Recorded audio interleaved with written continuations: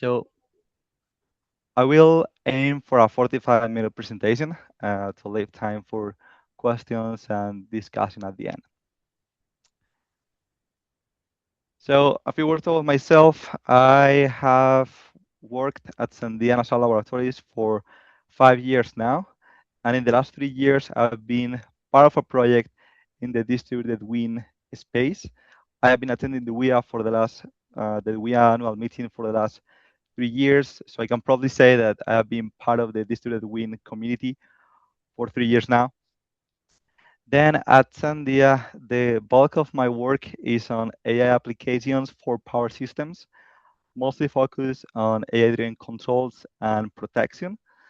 I am especially interested on its AI, which means to train and deploy lightweight machine learning models into local devices rather than running them on the cloud to provide real-time decision making at the grid edge.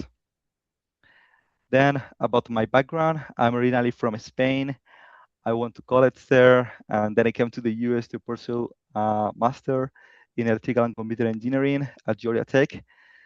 I was asked to say a fun fact about me, and well, it is not very funny, but it is that I went to the Spain World Cup game last Sunday, and I was shouting for the 4 goals that they scored. So I'm still trying to recover. My voice is not really good yet, so I hope it lasts for the entirety of this webinar.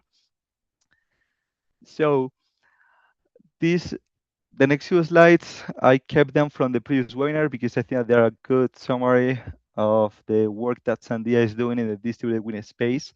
So Sandia has expertise in distributed wind energy interconnection topics. For example, in the standards, we participate in the RACE program, reviewing the challenges of interconnecting rural distributed wind generators. We also participate in some IEEE standards working groups.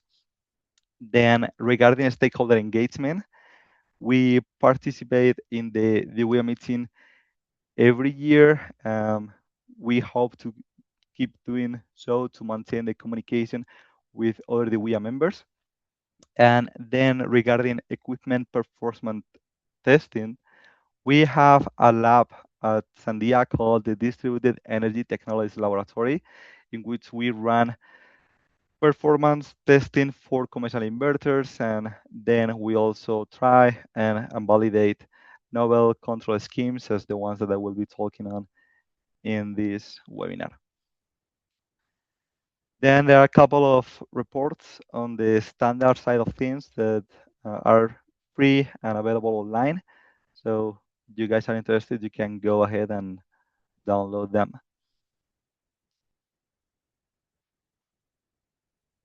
All right, so before we start talking about controls, I want to introduce distributed wind to those who are not familiar with the topic.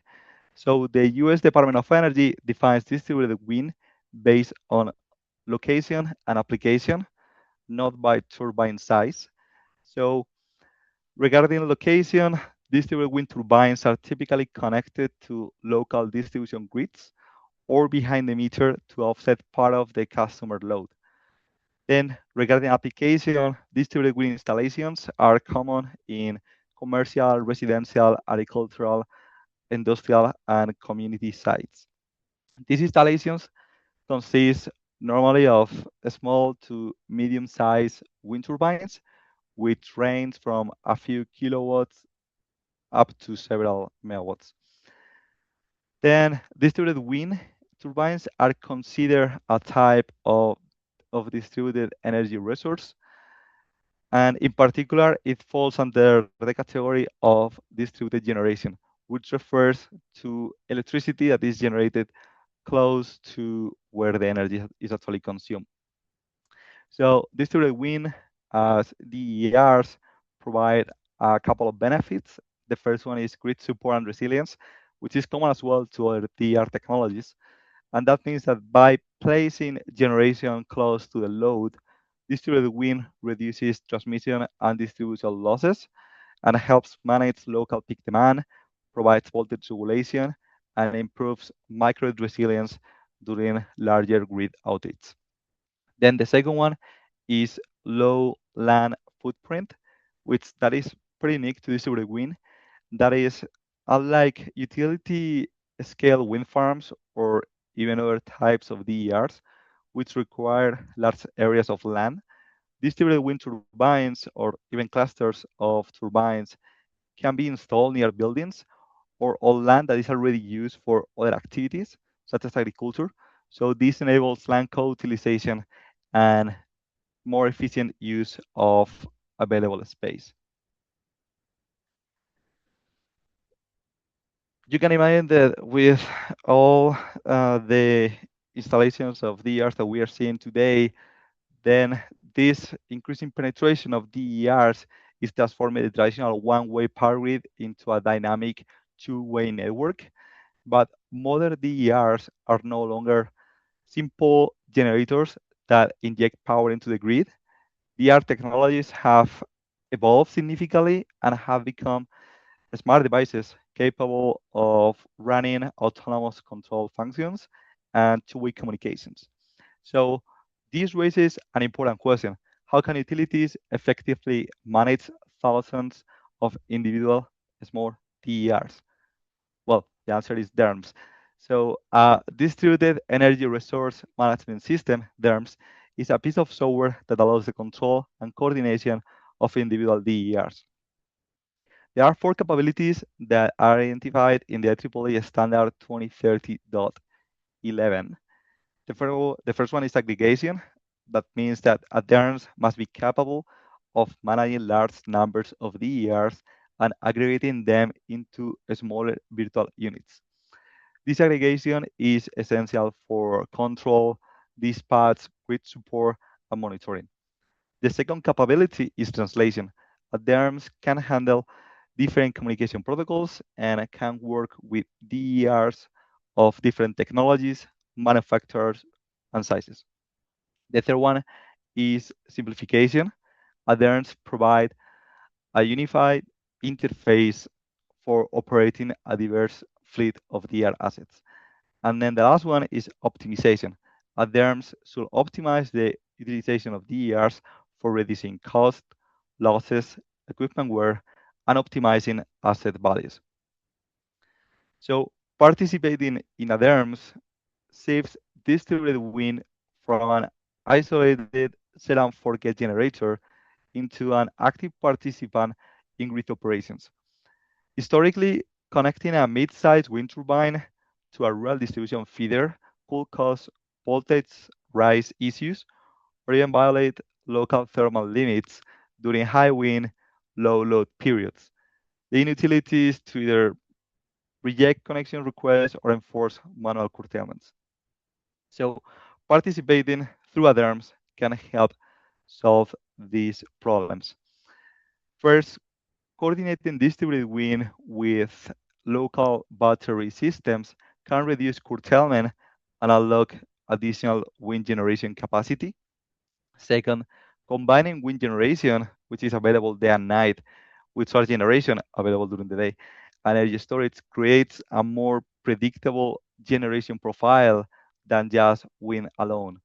And this is very valuable for participating in a wholesale electricity market, for example.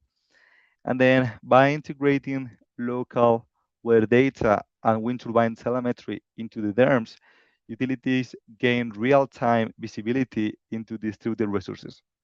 So this predictive capability improves trust, reduces uncertainty, and allows utility to operate with less conservative margins. Then in the chart, there is a whole section on grid services in the in the chart, and you can see that it says voltage support and frequency control and response.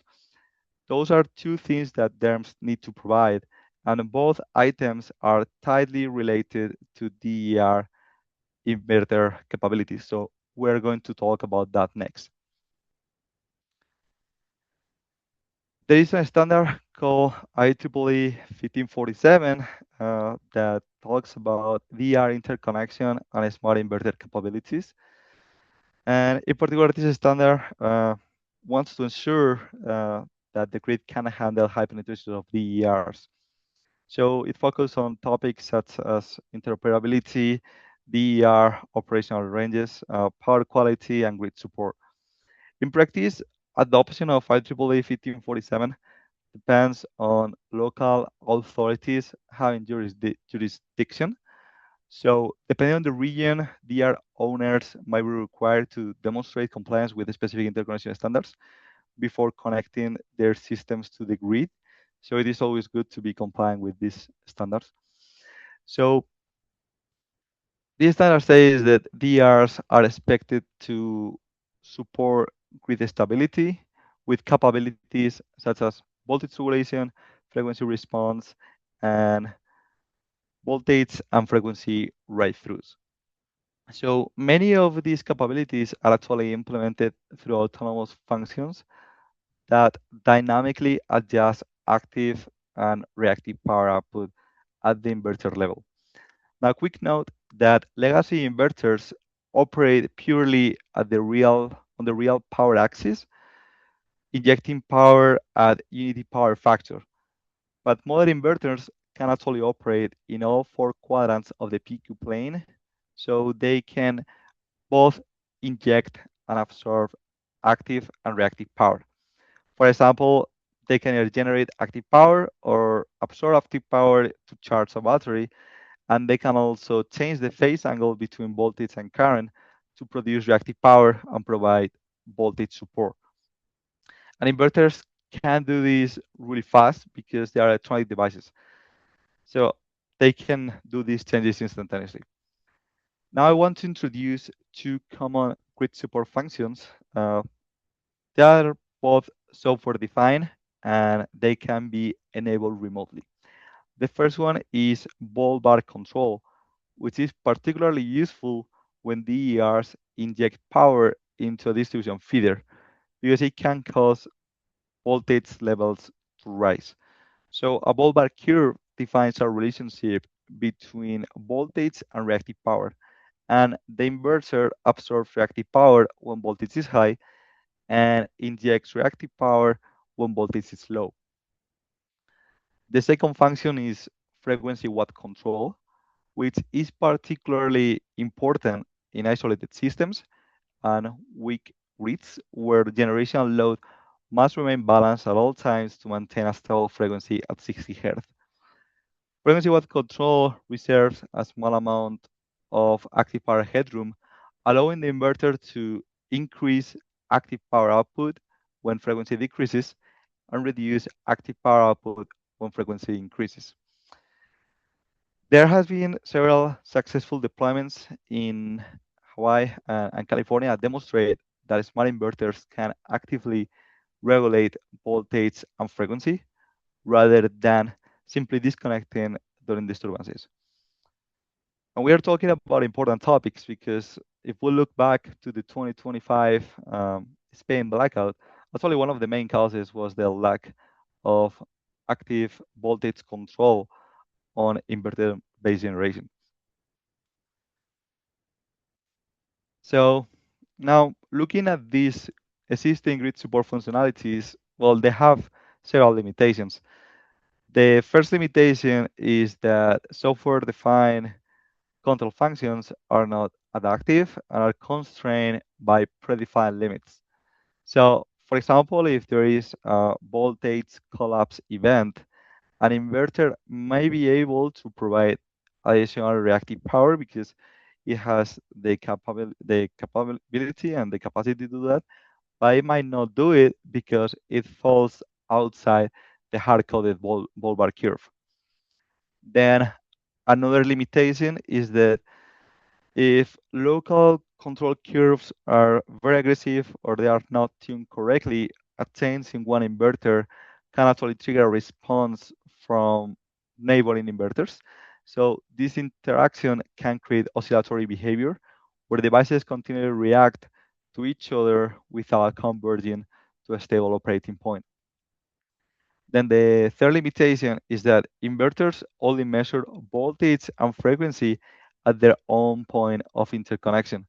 So as a result, they don't have visibility into conditions somewhere else. in the feeder. There are different ways of fixing this. One is conservative settings, in which you can use large dead bands to prevent reactions to small transients. Then you can also add time delays to control actions to damp those oscillations and improve stability. But in reality, those approaches eliminate the capability for fast and sensitive voltage and frequency regulation. The third fix is to use alarms because alarms can coordinate inverter set points across the entire feeder and perform a feeder-wide optimization. So now the question is, what can AI do for you? The first thing is that it can improve DER feeder-wide coordination without requiring complex real-time calculations. The complex calculations take time during training, but not during deployment. Then the second thing is you can get customized grid support functions for your system that can be more optimal than the default grid support functions. And finally, it can boost the control log performance. Now I want you to look into the picture on the right side. So I have grayed out a ball bar curve because it will be a pretty rigid scheme. On the other hand, AI can find the best reactive power set point that the system needs based on the current conditions. That could be different load profiles, different generation from other DERs, and that reactive power set point might not be always the same. So with that, Sandia has developed an AI-driven controls and optimization framework that is applicable to a large variety of problems in power systems. And in reality, you can optimize anything that you can define with a mathematical expression. So the applications are actually too big, like from small commercial facilities all the way to utilities. We leverage widely used algorithms. They are all based on reinforcement learning that I will explain later in more detail. And the last characteristic is that it features a use case oriented design with a technology that is easy to generalize. So we train the AI for a specific use case, but moving to the next use case actually is not that difficult. It uses the same code. And now I want to introduce two cases in which we have couple A-driven controls and distributed wind. One is frequency regulation in St. Mary's, Alaska, and I will introduce the results right after this so we can better understand what AI can do. And then I will talk about voltage regulation in Swift and Gleam microgrids later because that is where we did the field demonstration. So St. Mary's. It is an isolated microgrid in Alaska. There are no transmission lines getting there. The peak load is 1 megawatt, and they get diesel from the Yukon River, but the river is frozen during winter time. So at some point, they install a 900 kilowatt wind turbine as an additional source of energy. I can guess why there is no PV there. I guess that the main reason is that during winter there are just like 5 or 6 hours of sun during the day, and it is mostly cloudy. So the discussion here is not about technology; it's more about resiliency and self-sufficiency. In that case, the wind turbine generator produces about half of the power that they need because it is curtailed to just half. You have to think that the power that a wind turbine generator generates is proportional to the cube of the wind speed. So you have swings in wind speed that is going to lead to large swings in power that you are generating, which is going to create an imbalance in generational load, and that can produce a catastrophic frequency deviation. So frequency support is actually very important in cases like this. We train a reinforcement learning controller to mitigate frequency deviations and keep frequency closer to nominal. And based on the results that we got, we can say it is doing that more successfully than a frequency watt control or even the baseline. And then we also showed that the reinforcement learning controller reduced diesel generation by over 21% on average, especially at higher wind speeds. That is also true when comparing to the frequency watt control.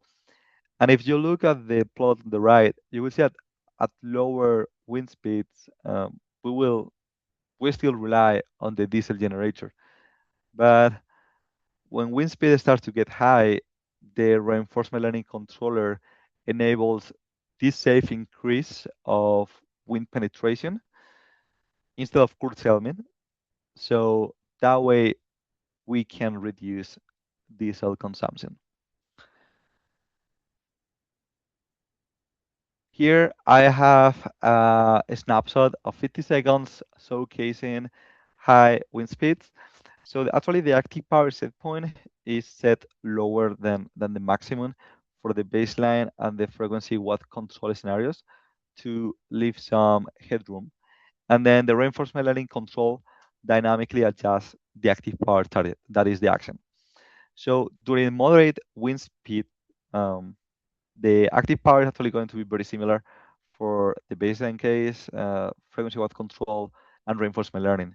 But if we look at time equal 47 seconds and 65 seconds, we see that the available wind generation increases, and both in the case for the baseline and the frequency watt control, there is a hike in active power. On the other hand, the reinforcement learning control starts decreasing the set point to avoid that sudden raise in power. The turbine is actually equipped with pitch angle control that tries to keep generation stable. So even in the baseline scenario, you will see how it tries to adjust that pitch angle to keep generation stable. The difference is that with reinforcement learning, that pitch angle adjustment happens faster, but always within limits.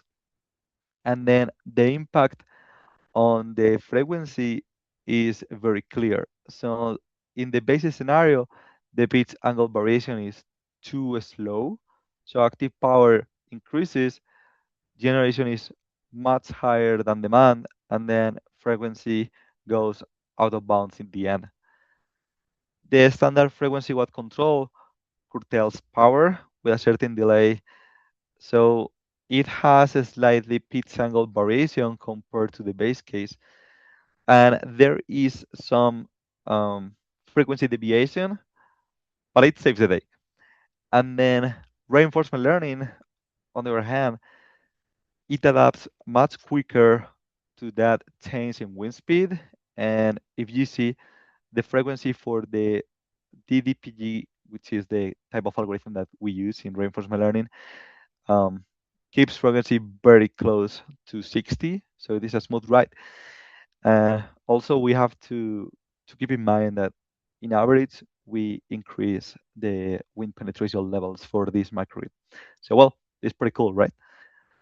Um, then for the methodology and results, our framework has four stages. The first one is power system modeling and simulation, then software in the loop training and testing, and then if we want to, we can do a power in the loop validation and eventually a field demonstration. So about the power system model and simulation, the first part is to generate the simulation model, and the level of detail really depends on the control task.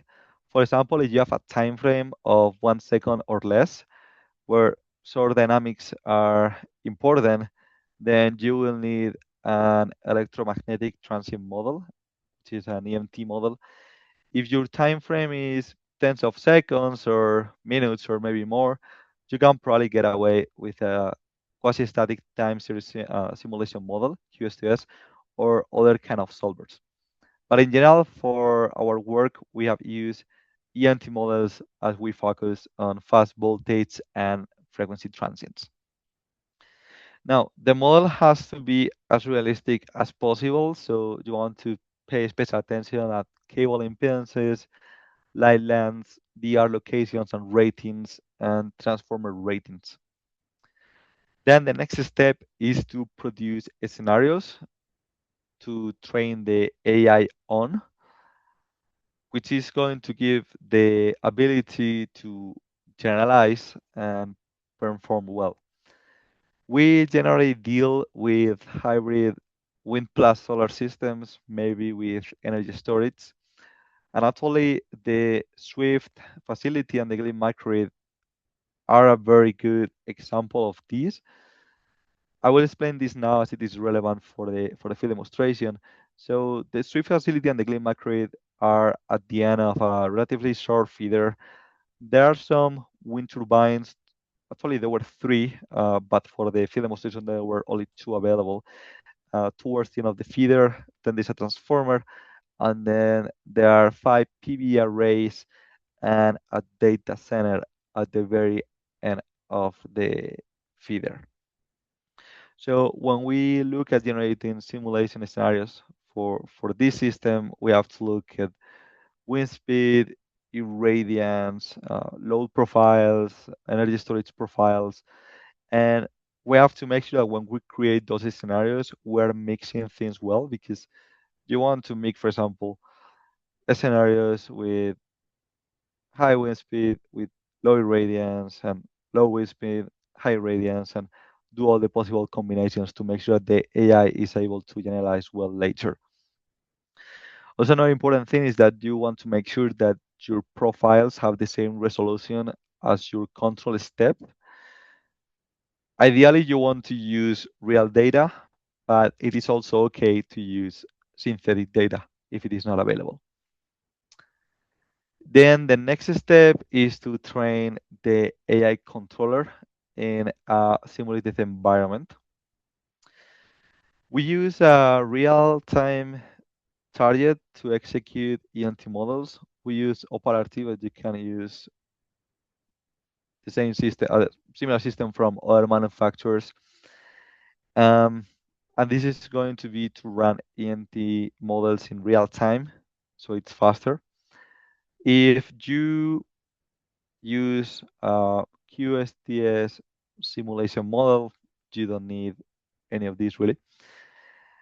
And then the idea for the training is to run a script that has a very big for loop in which you execute hundreds of episodes with variable system conditions. So every time step, you input system conditions, which can be irradiance, wind speed, load. Then the simulation is going to output some observations.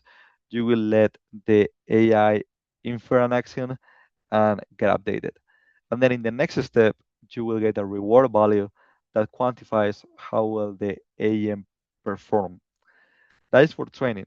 Testing is actually very similar, but you already use a trained model for that. And also testing already, even if it is in simulation, gives you a very good idea of the performance compared to the no control case. Now, talking about training times, if we are using a real-time simulation, which means that 1 second simulation is 1 second in reality, then training can take a few hours. If you are running a QSTS simulation that is faster than real time, maybe you can have a model in minutes. But again, the decision where to use IMT model or a QSTS model or other kind of model for the simulation really depends on the control task. Then the next step is the power hardware in the loop validation, especially if you are looking at a potential deployment. It's called power hardware in the loop because there is power involved. Actually, it's a hybrid between a simulation and a field demonstration. So the bulk of the system is going to run in simulation in real time. 1 second in simulation is 1 second in reality.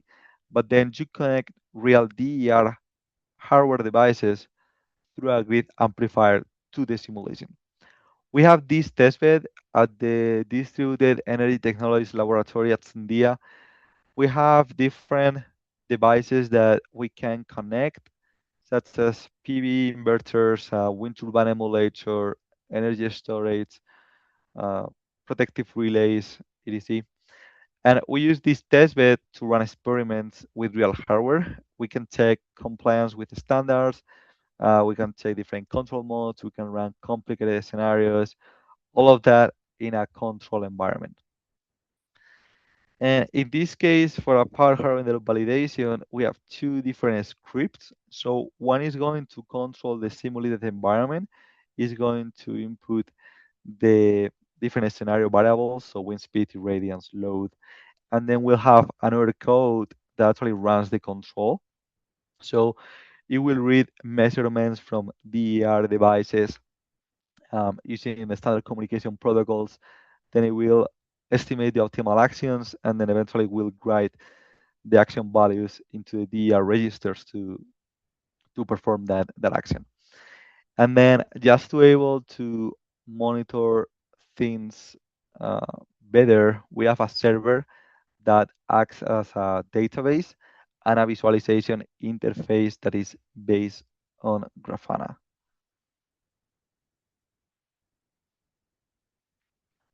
Well, and now let's talk about the AI. So, as I mentioned before, we use reinforcement learning, which is a branch of AI that aims to create optimal agent policies by maximizing the cumulative reward obtained from the interaction with the environment. So, at every control time step, the agent is going to measure the state, also called observations, and will provide an action. And then, as illustrated in the example with the dog, in the next step, you will receive a reward and new observations. So in general, designing this reward function is the most time-consuming part because you can change how things are penalized, like in a linear way, in a quadratic way. You can add weights to different terms. You can add terms to do secondary goals. So it truly is an iterative process. And here's an example. I have a reward function for voltage regulation using reactive power. This is very simple. We don't really use this one, but I think it's a good example. So let's say that you want to stay as close as 1 per unit, so nominal voltage. So then you will add a term that is penalizing deviations from 1. And then if you don't want to use too much reactive power, then you will also penalize if it goes away from 0. So then during the training of the reinforcement learning agent, it has all these transitions stored in a buffer. So states, actions, next states, reward for all the transitions that it has seen during all the episodes before. So what the agent is trying to optimize here is the return, which is the sum of rewards that are actually discounted. So the agent not only looks at the next time step, but also some steps into the future. So it is not short-sighted. Then the agent is going to learn the Q values, which is the expected return from a state S taking action A and following a certain policy. The algorithm that we use is called deep deterministic policy gradient, which is a very well-known algorithm for continuous control uh, actions and states. So it has two different neural networks. One is called the critic, that is going to estimate these Q values to evaluate the state action space. And then we have an actor network that chooses the action that maximizes the Q values as indicated by the critic. This sounds a little bit too complicated, but essentially, when you are training this, what you monitor is the reward that you obtain in each training episode, which is the plot that you have on the top left. So at some point, after a certain number of episodes, it will convert to a certain value.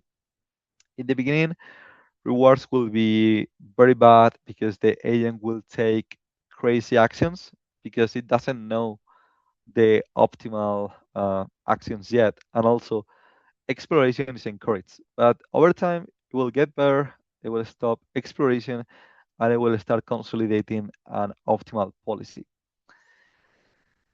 Also, as I mentioned before, a rate testing simulation is going to give you a really good idea of the performance. So the results I'm showing on the top right plot are for the Swift and Gleam systems.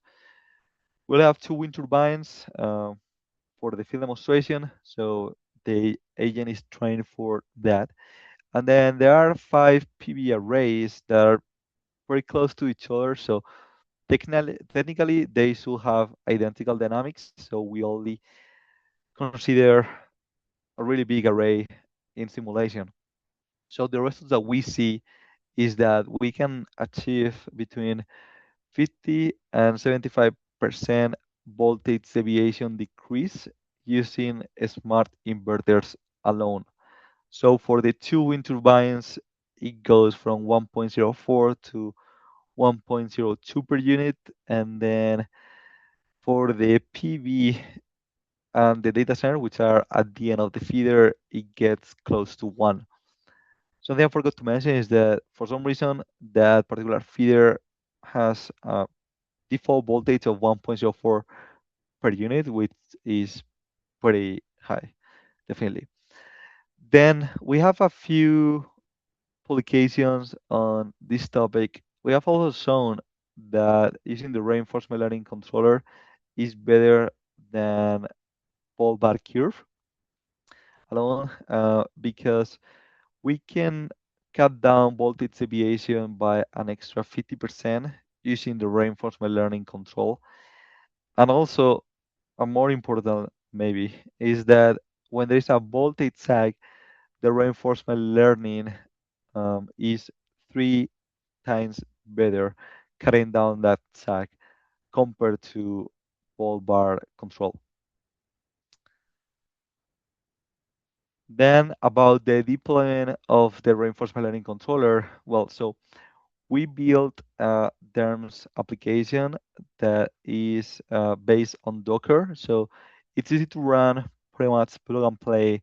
You just need to compile the container. It is also technically easy to share, but the thing is that the reinforcement learning has to be trained for your particular system. Then the Docker container has all the Python codes. It knows the different Python libraries that you need to install, and it runs independently from other things in your Windows system. So it's easy to run, and it has all the services that you need starting from within. Then also the DERMS app contains enrollment information of the different DR devices. It has the drivers that we created to talk to those devices. We use OPC-UA, Modbus, and Sunspec Modbus. We also have a user interface to be able to toggle controls on and off, and a database to store all the DR measurements, and Grafana as well as the visualization tool. Then about communications, that was a big challenge because Swift and Gleam are electrically connected, but they actually have two separate communication networks. So our DERMS app was running locally on a computer in Gleam, and then we had to establish a secure communication channel over the internet using OPC-UA to talk to a communication concentrator on the other side in the Swift network. So we could get measurements and send set points. And then inside the networks, we use Modbus TCP to send the commands. Now for the days of the demonstration, well, it took place over 2 days in December last year, December 12th and December 13th. So both days had moderate, similar wind speed profiles and clear skies. You can see the wind speed, the wind generation on the top right plot. Then for the solar inverters, which the plot is on the bottom right, we noticed something interesting right away, and is that they are not producing the same amount of active power. I still don't really know the cause. And then for the data center, which is in the in the bottom left, the load was actually very constant over time because it was pretty much idle. So we use a controllable load there to create some events. So these are the results for the PV inverters. Um, we turn on the control on the 12th. Again, the days were very comparable. And what we saw is that by absorbing a lot actually of reactive power, we're able to push the voltage down closer to 1 per unit. Without the control, voltage across the day could be close to 1.04 per unit, and the ancient limit is 5%, which is actually marked by the dashed line in the plot. For the wind turbines, we saw something similar behavior. So interestingly, the voltage actually crosses the 5% limit without the control at certain points of time, but with the control we can push the voltage down to avoid these violations. Here in this slide, I have some aggregated results. So again, this is quite extreme case because voltage is very high by default, close to 1.04 per unit. We got similar results to the simulation. We were able to reduce voltage deviations in the wind turbines by half, and then we're able to reduce the voltage deviation for the PV arrays and the data center by 75%. Results are not exactly the same as in the simulation because there are always different things when you go to the field. In particular, for this demonstration, we had different rotors in each of the two wind turbines. Then, as I showed before, not all the PV inverters were producing the same power. Also, for some reason, the transformer didn't behave as we have modeled. The voltage drop was lower. So, as a disclaimer, this is pretty much a brute force approach in this case. It would have been smarter to just use a voltage regulator, change the tab, and do the heavy lifting, and then use AI and the reactive power control to do a finer control. Because otherwise, if you just keep running inverters close to rated power, it can accelerate degradation. But in this research, we just wanted to show that you could use AI to do voltage regulation. And in general, voltage regulation using smart inverters is very simple and harmless. So conclusions for this work, Sandia has developed an end-to-end framework for designing, training, and deploying AI-driven controllers for distributed wind and other DER applications. The workflow we propose starts with power system modeling, then we go to reinforcement learning training in a simulated environment, and then we go to a validation with real assets. Then we demonstrated that on a field demonstration that we can do voltage regulation in real time on a real distribution feeder hosting a wind farm, data center, and a microgrid with solar generation. And then moving forward, this framework is highly adaptable to other problems within power systems and, of course, for distributed wind research. And in particular for the distributed wind research, we could look at how to keep improving the individual turbine control or the integration of those turbines into the grid. Here, a thank you slide from myself and Rachid, who is the PI, the principal investigator of this project. And now questions, which by the way, AI also made this slide. That's very cute. Thank you, Miguel. There was one question posted so far, and I have a few if we have time. But so Michael Ropp, going back to your St. Mary's case study, what was the base frequency control method? And he's saying not droop because that's FWC. Is that correct? So you can address that. Looks like there's Yeah. maybe one more question coming up. So, and we do have just about 5 more minutes to the top of the hour. So Mm-hmm. Well, you can so also connect on in this offline. Yeah, go ahead. yeah, so in the simulation that we model that we have, I believe that actually the diesel generators have a troop control to be able to lower frequency if there is a change in wind speed. So I don't know if that answers the question, but that is what we have on the simulation. Oh, so you're talking about just the base method within the EWT turbine. Maybe that's what Yeah, the so the they do pitch control and wind that kind of turbine, thing. yeah, they do pitch control, but that is just to keep wind generation stable. Then if something happens, the diesel generators are going to do the heavy lifting to regulate frequency.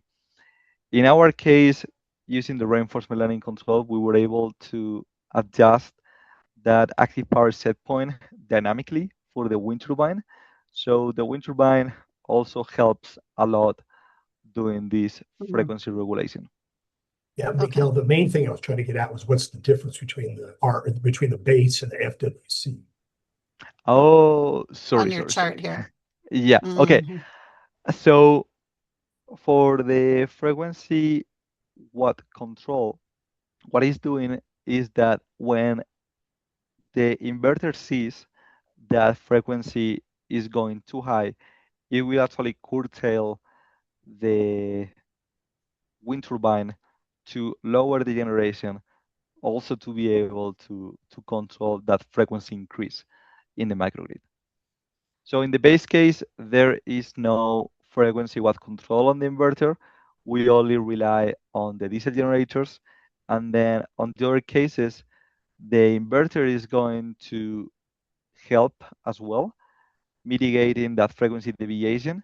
But in the reinforcement learning case, is going to do that faster and more effectively. Okay, I will just point out also, I'm guessing this graph and other ones you showed today are in the publication you mentioned, which was posted on LinkedIn a week ago. And we're encouraging folks to like and share that so it gets to a broader audience. We'll also put that link, and there was a previous publication as well when we post the slides on DWEA's website. There's a question from Chris Connor. What are the outputs or commands from the RL controller to the DERs? Is it directly sending both active power, kilowatts, and reactive power, kVAR commands or limits, or just kVAR, something else? Mm-hmm. So, well, in this simulated case in St. Mary's, it was the active power set point. But then for the field demonstration and the voltage regulation case, it is just the reactive power. So we don't send any active power commands. We just let it generate all to all the capacity that it has, and then we only send the reactive power commands to be able to produce that reactive power, but always observing the rated power because we don't want to go above. Great. Okay. So Miguel, one of my questions is, and maybe Chris was asking for smaller scale wind turbines that might be a little less sophisticated than the EWT that you looked at. What size of wind turbines do you think this could be applicable to in the future? And getting down to the smallest, of course, we have 1 to 3 kilowatt turbines that can be grid connected. 15 kilowatts, 50 kilowatts. What sizes do you think that this sort of approach could benefit?